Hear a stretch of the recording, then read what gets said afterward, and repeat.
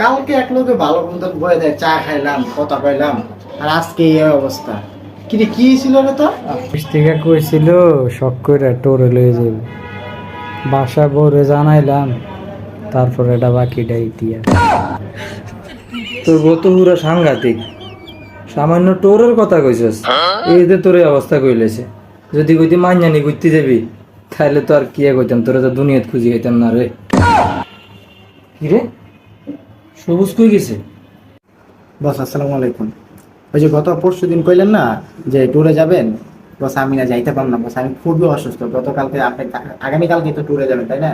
আমি বস যাইতে পারলাম না বস, কারণ বস আমি অসুস্থ বস। আমার বস পাতলা পায়খানা, সাথে হইলো গ্যাস, পাত দেওয়ার লগে লগে প্যান খারাপ হয়ে যায় বস। আমি যাইতে